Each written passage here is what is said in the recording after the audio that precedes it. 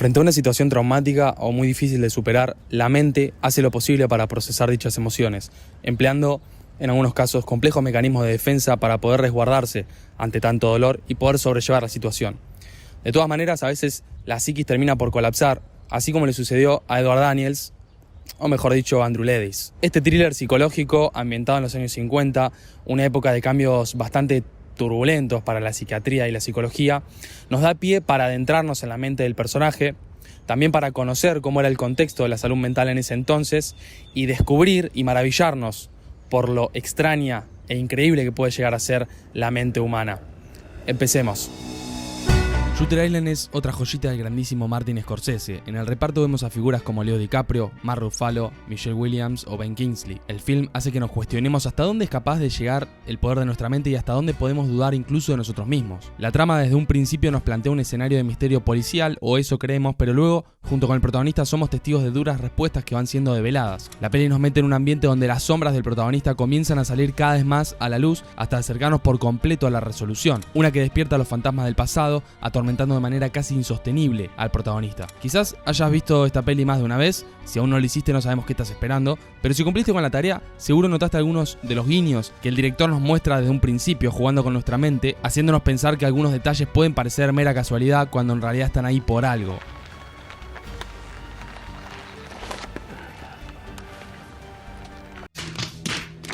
En películas producidas por los que realmente saben, como en este caso, ninguna escena, toma o diálogo está puesta al azar. Todo quiere comunicar algo. Por más mínimo que sea, todo está pensado y planificado para cumplir ese objetivo. De todas formas, no nos vamos a detener en cada detalle que Martin decidió mostrar porque hay varios videos sobre eso. La realidad es que desde un primer momento tenemos enfrente la verdad de lo que pasa en Shooter Island y los motivos para notarlo sobran, pero como nos adentramos en esta historia de la mano del protagonista, la mirada que tenemos sobre la realidad es distinta. Boys seem a little on edge, Mr. McPherson. Right now, Marshal, we all are. Gotta get him to the infirmary. No, not you. Take a walk. This is a game. All of this is for you. You're not investigating anything. You're a fucking rat in a maze. En Fight Club sucede exactamente lo mismo. Durante toda la mitad de la película hay guiños sobre lo que luego íbamos a descubrir. Hicimos 2 videos sobre el Club de la Pelea donde tocamos un poco todo esto. Te recomendamos verlos. Volviendo a Shooter Island, en paralelo a todos estos guiños que nos presenta el director para ir develando la verdadera trama, también nos cuenta el contexto de lo que pasaba realmente con la salud mental en aquel entonces. Used to be the kind of patients we deal with here were shackled and left in their own filth. They were beaten, as if whipping them bloody would drive the psychosis out. We drove screws into their brains. We submerged them in icy water until they lost consciousness or even drowned. And now? We treat them, try to heal, try to cure. And if that fails, at least we provide them with a measure of comfort in their lives, calm. Nos muestra ese proceso de cambio de esas dos miradas, visiblemente reflejados por el Dr. Cowley y el Dr. Jeremiah. The old school believes in surgical intervention, psychosurgery. And the new school? Psychopharmacology. I have this radical idea that if you treat a patient with respect, listen to him, try and understand, you just might reach him. Al margen de la verdadera trama y el contexto, la simbología que podemos encontrar es para destacar en varias escenas. El agua y el fuego son 2 elementos que interactúan en toda la trama. El agua representa la verdad, lo que es real y no quiere ser aceptado por el protagonista. It's just water. It's a lot of water. El fuego hace referencia a la mentira y cada vez que este aparece podemos encontrar a Andrew muy lejos de la realidad. Hard feelings.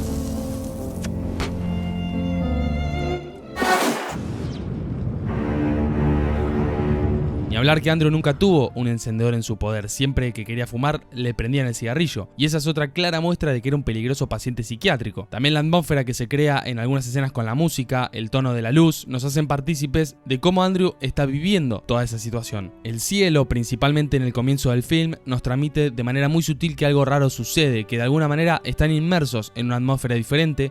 En lo personal me remontó a algo onírico, a algo que de alguna manera estaba emparentado con un sueño o algo que no era del todo real. Luego vemos que algo raro pasa en el hospital. So you were there. Was there a doctor present? Yes, Dr. Sheehan led the discussion. He's Rachel's primary, the psychiatrist who directly oversees her care. We're gonna need to speak with Dr. Sheehan. I'm afraid that won't be possible. He left on the ferry this morning. En el transcurso de la peli y ya conociendo la historia, todos los síntomas que expresa Andrew son evidentes y esta escena lo demuestra claramente. And Dr. Sheehan was there that night. Tell me about him. What's he like? He's okay, nice. Not hard on the eyes, as my mother would say. Did you ever meet a patient named Andrew Ledis? No. Never heard of it. El vaso de agua desaparece cuando está enfocado desde la perspectiva de Andrew, es su inconsciente haciendo todo lo posible por reprimir esa verdad tan difícil de aceptar. El director hace un juego de cámaras a lo largo de la película para darnos a entender que claramente la realidad de Andrew no es la misma que la del resto, que sus interpretaciones sobre los hechos están influenciadas por la negación de su trágica historia. Toda la simbología siempre estuvo ahí, pero con sus elementos desordenados, desafiándonos como espectadores a tratar de descubrir la verdad junto a Andrew, y quizás unos instantes antes. This is definitely Rachel's handwriting. I have no idea what the law for is. El hecho de que Andrew haya estado expuesto a grandes hechos traumáticos como la pérdida de su familia y haber participado en la Segunda Guerra Mundial, sin duda le provocó una gran afectación emocional. Todos los flashbacks, pesadillas que tiene, la disociación de su personalidad, dificultades con el sueño y la concentración, nos dan un indicativo de síntomas del trastorno de estrés postraumático. Sin embargo, la presencia de alucinaciones y delirios, basándose la película en gran parte de ellos, también nos indicaría que Andrew padecía de un trastorno del tipo psicótico. Además, él se ve como una persona que busca ayudar en la investigación, lo que demuestra que el protagonista hace lo posible para evadirse de la realidad empleando elaboradísimos mecanismos de defensa. You have outstanding defense mechanisms. Todo el conjunto de estos síntomas que ya venimos mencionando nos haría pensar que dentro de la psicosis, la esquizofrenia paranoide sería un posible cuadro para Ledis. Obviamente nos estamos basando en las cosas que vemos en una película y hay que tener en cuenta que no somos psiquiatras y que aunque lo fuéramos, no se puede diagnosticar con tan poca información. Pero más allá de eso, la construcción de este tipo de personajes en semejantes producciones están basadas en casos reales, por lo que nosotros vamos a buscar en qué patologías se podrían haber basado para crear a Andrew. La esquizofrenia paranoide es la más común de las esquizofrenias. Se caracteriza por tener delirios como percepciones o creencias falsas, como así también alucinaciones generalmente auditivas. El sentimiento de ser perseguido o espiado es muy común en esta patología, algo que claramente vimos que le sucedía al protagonista durante toda la película y que sus alucinaciones confirmaban. You know this place is funded by a special grant from the House Un-American Activities Committee. UAC? And how exactly fighting the commies from an island in Boston Harbor? By conducting experiments on the mind.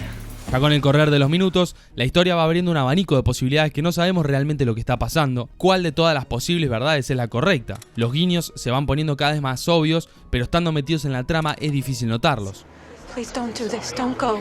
Además del trastorno esquizofrénico paranoide de Andrew, podemos agregar que tiene una amnesia disociativa, originada por el tremendo trauma que sufrió en su casa con el asesinato por parte de su esposa a sus 3 hijos y luego de él a ella. Esto es básicamente perder la memoria.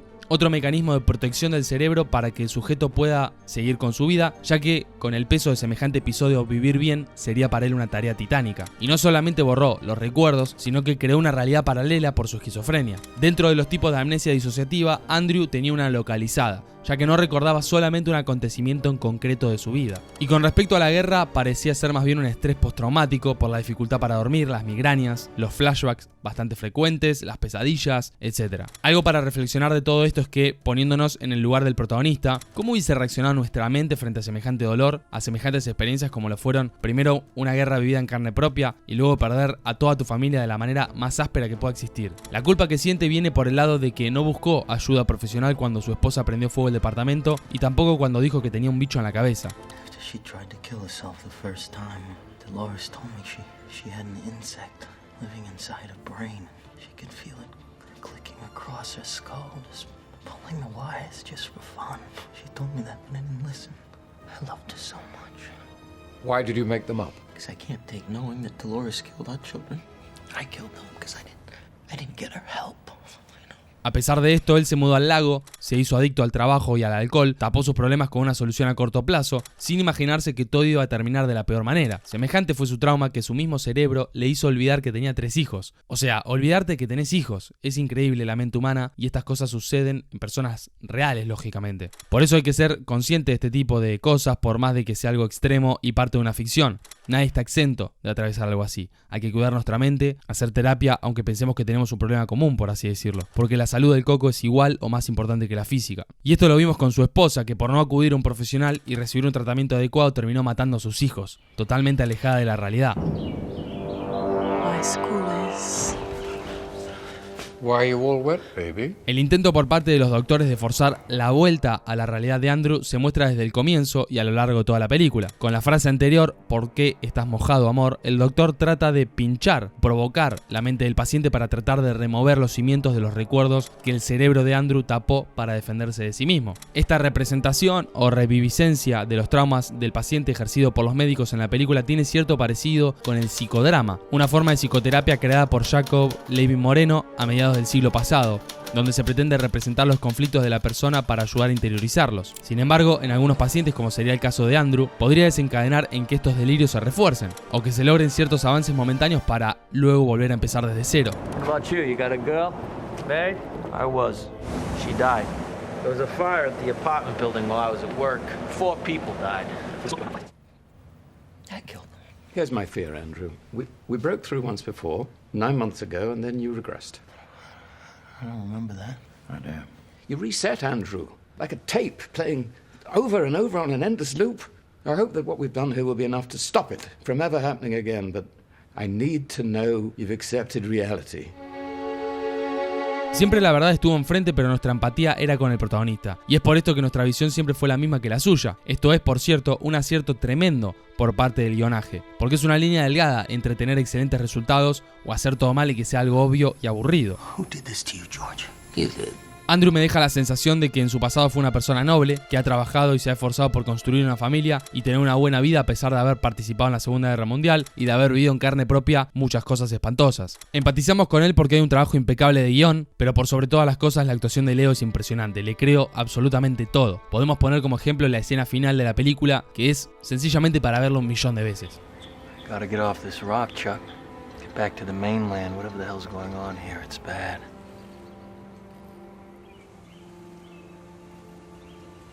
Don't worry about it, they're not gonna catch us. That's right, we're too smart for them. Yeah, we are, aren't we?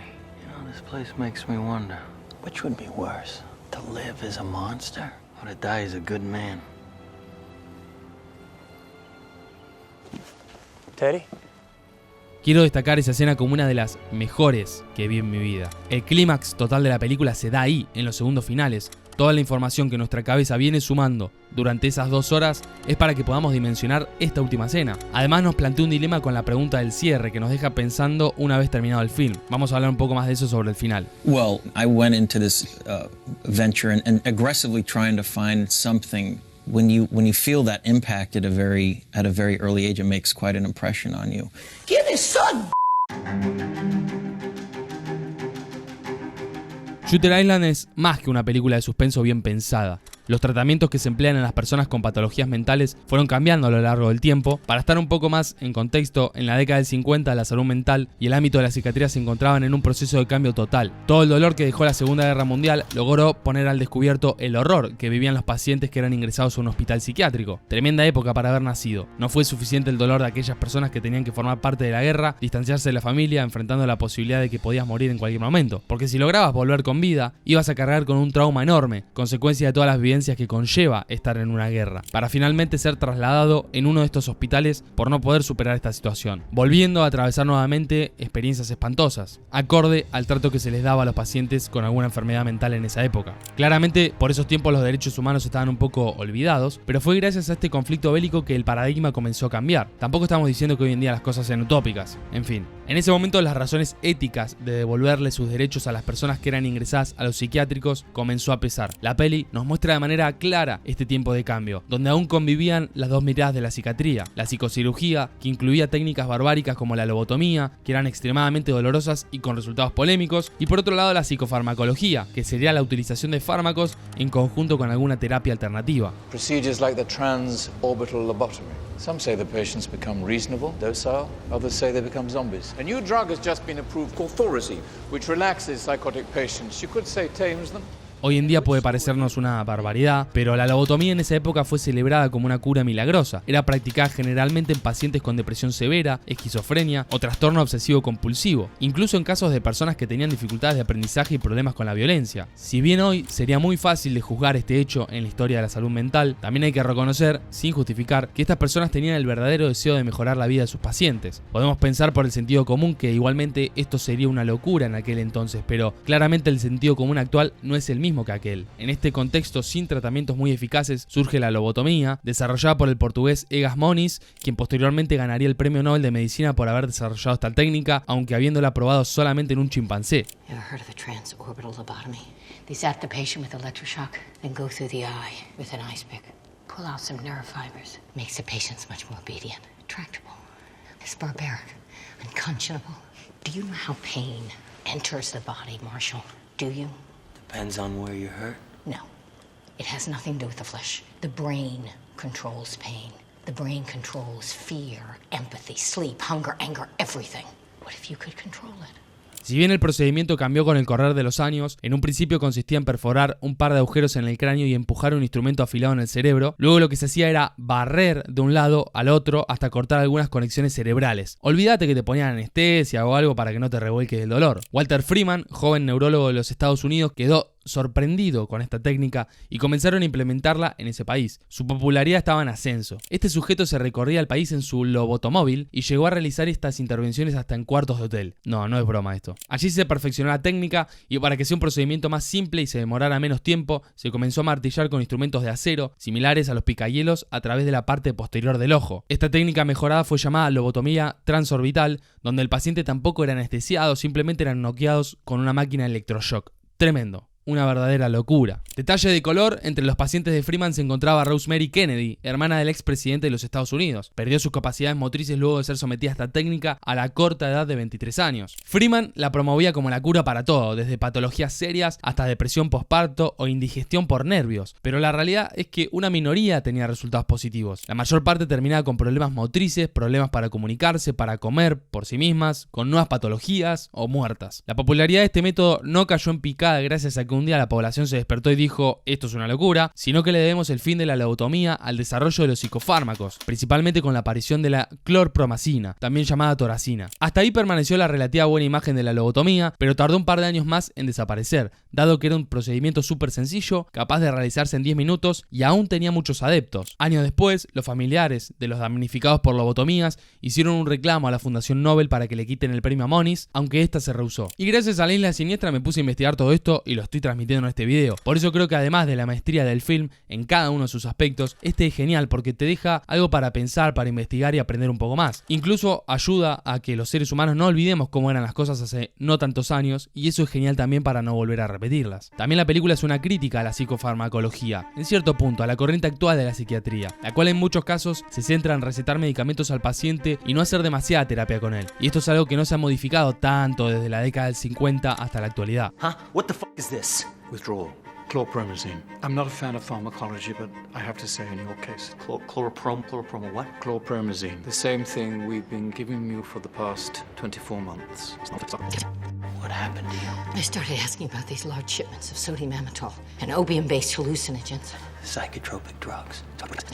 Should be a last resort is becoming a first response. Give them a pill, put them in a corner, it all goes away. Rachel Solando was on a combination of drugs meant to keep her from becoming violent, but it was only intermittently effective. The greatest obstacle to her recovery was her refusal to face what she had done. Aún hoy en día nos encontramos con una mirada a la psiquiatría que apunta a la dependencia de fármacos como el eje del tratamiento en salud mental. Por suerte y como en aquel entonces, este paradigma está mutando y como toda nueva forma de pensar en una sociedad implica un proceso de cambio y aceptación. Si bien queda mucho para hacer y recorrer un largo camino hacia un tratamiento integral, es clave mirar para atrás y notar cómo se logró avanzar sin dejar de mirar a futuro y también notar cuánto falta por hacer. Las personas con enfermedades mentales también forman parte de la comunidad. Todavía no quedó tan atrás la visión que se tenía de encerrar al loco en un manicomio, escondiéndolo de una sociedad que muchas veces margina y condena. La lobotomía fue fácilmente desplazada por los psicofármacos, en su momento fue una gran alternativa y desde ese entonces sigue siendo parte de los tratamientos actuales. Hace más de 60 años que son implementados en los pacientes sin replantearse si otras técnicas pueden lograr un efecto aún mejor. Y ya saliendo de la psiquiatría y volviendo al plano cinematográfico, Shooter Island es a mi criterio una de las mejores películas que se crearon del 2000 en adelante sin lugar a dudas. Es un thriller psicológico con todas las letras, súper lleno de misterio, tensión, investigación. No sabes a quién creerle, sospechás de todos constantemente. Vos como espectador jugás tu rol, descifrando los misterios que van poniéndote en tela de juicio. El simbolismo que Scorsese nos mete de manera inconsciente juega todo el tiempo con lo que es real versus lo que es imaginación. Por eso es que hay que verla como mínimo 2 veces para poder apreciar verdaderamente cada detalle de esta, y me atrevo a decirlo, obra maestra. Los giros que tiene son magníficos y drásticos, logrando que como espectadores no podamos,